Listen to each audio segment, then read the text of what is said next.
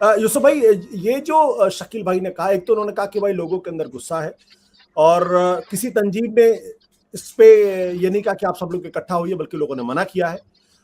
फिर उनका ये भी कहना है कि हुकूमत को इस सब चीजों को लेकर उनको लोगों को प्रदर्शन करने दे दीजिए, और मीडिया इसके लिए जिम्मेदार है।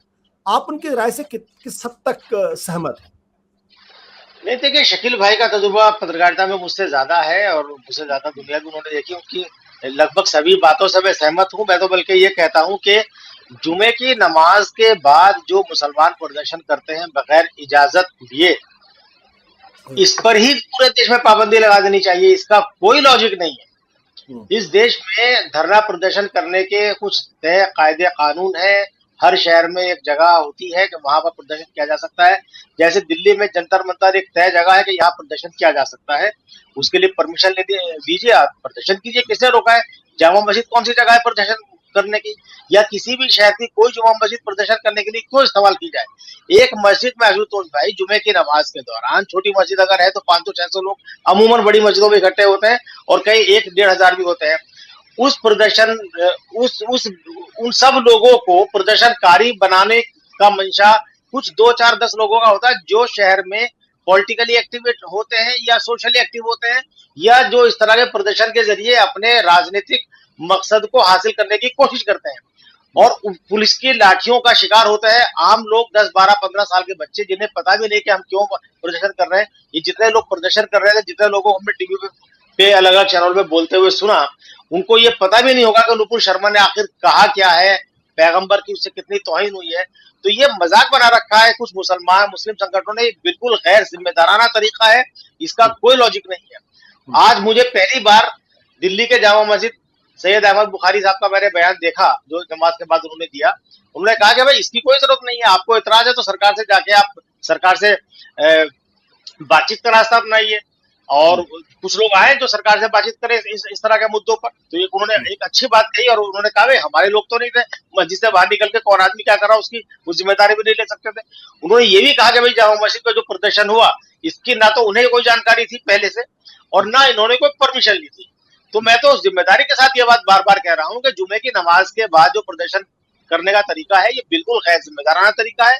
इसका कोई लॉजिक नहीं है, इस पर पाबंदी लगनी चाहिए। क्योंकि अगर मुसलमानों को ये लगता है कि भाई उनके साथ नाइंसाफी हो रही है, जैसा बहुत सारे मामलों में विजिबल भी है तो हो रही है, तो उसके लिए क्या जुमे की नमाज के अलावा कोई वो और 1-2 घंटे का वक्त नहीं निकाल सकते कि साहब जिला में कचहरी पे डीएम के ऑफिस के सामने जाके प्रदर्शन करें और शांतिपूर्वक तरीके से अपनी बात रखें, मेमोरेंडम दे, जो भी तरीका होता है बाकी सब लोग भी करते हैं। ये क्या जरूरी है कि सिर्फ जुमे की नमाज में ही, क्योंकि नमाज पढ़ने के लिए हर आदमी जाता अपना फर्ज अदा करने के मकसद से, और उस भीड़ को आप अपने पीछे दिखा के एक पॉलिटिकल माइलेज हासिल करने की कोशिश करें। तो मैं कहता हूँ ये गैर जिम्मेदार तरीका है। दूसरी बात, आप एक सवाल आप उसको जोड़िएगा, लेकिन मेरा सवाल इस बात को लेकर, जब कोई तंजीम इसके पीछे नहीं है, तो क्या इसके पीछे कोई दूसरी तरीके की साजिश भी हो सकती है? क्या कुछ दूसरे तरीके, जैसा कानपुर में दिखाई पड़ा कि लोगों को बाकायदा भड़का के सड़कों पर लाया गया और उसके बाद पत्थरबाजी हुई, 40 लोग घायल हुए, और उसके पीछे एक शख्स का नाम आया? क्या ऐसा तो नहीं पीएफआई जैसा कोई संगठन जो बार बार सरकार की तरफ से, भाजपा की तरफ से कहा जा रहा है, ऐसा कोई संगठन जो है वो अंडरग्राउंड तरीके से काम कर रहा हो ताकि हिंदुस्तान के अंदर अफरा तफरी मचे? देखिए आशुतोष भाई, इस बारे में मेरे पास तो कोई मुकम्मल जानकारी नहीं है। ये वैसे भी इन्वेस्टिगेशन का मैटर है और खुफिया जानकारी का मौका है। खुफिया तंत्र देश का इस मामले में पूरी तरह नाकाम साबित हुआ है कि उन्हें खबर नहीं मिल पाई कि साहब मस्जिदों के सामने इतने शहरों में मुस्लिम लोग प्रदर्शन करेंगे और उससे हालात बिगड़ भी सकते हैं।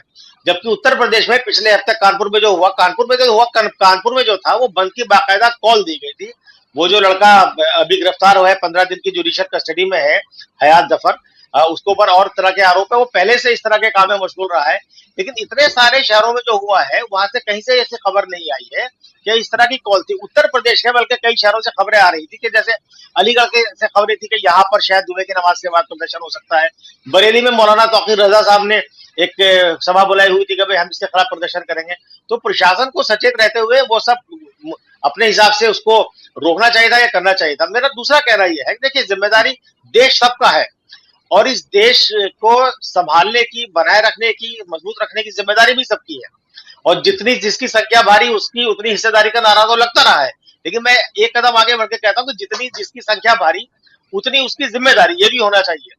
तो ये जो कुछ लोगों के कहने में आके या खुद से गुस्सा होकर के लोग पथराव करते हैं पुलिस के ऊपर, अपने पड़ोसी की दुकानें जला दी है या कुछ किया, ये कहाँ का लॉजिक? अरे भाई, हम लोग आदम गोडी का एक शेर अक्सर गुनगुनाते हैं कि साहब गलतियां बाबर की थी तो जुम्मन का घर क्यों जले। तो मैं कहता हूँ नुपुर शर्मा ने अगर कुछ किया है तो उसके बदले में मुसलमान अपने मोहल्लों में जहां वो रहते हैं उनके आसपास रहने वाले अपने हिंदू भाइयों को क्यों पथराव करके नुकसान पहुंचाते हैं, क्यों उनके साथ करते हैं? इसका क्या लॉजिक है? आपको अपनी बात पे इसमें रहना चाहिए कायम। कानून का राज है तो कानून का राज कायम होना चाहिए, और कानून का राज कायम है, संविधान से देश चलता है, बार बार प्रधानमंत्री भी कहते हैं और उत्तर प्रदेश के मुख्यमंत्री भी कहते हैं। तो इनकी जिम्मेदारी है कि देश में संविधान का राज और कायम कानून का राज होते हुए दिखना चाहिए। नुपुर शर्मा के खिलाफ चूंकि कार्रवाई नहीं हुई और लगातार नहीं हो रही है, और ये जो दिखावे की कार्रवाई बीजेपी ने पार्टी से निकाल के की ये भी पार्टी है, तो उसकी वजह से ये गुस्सा मुस्लिम समाज में बढ़ता जा रहा है और बढ़ा है, और उसी के नतीजे में ये हुआ। जैसे शकील भाई बिल्कुल सही कह रहे थे कि चूंकि अरब देशों का समर्थन मिल गया तो उससे मुसलमानों के कुछ हौसले बुलंद हो गए और वो स्वस्फूर्त तरीके से इस प्रदर्शन को अंजाम दिया।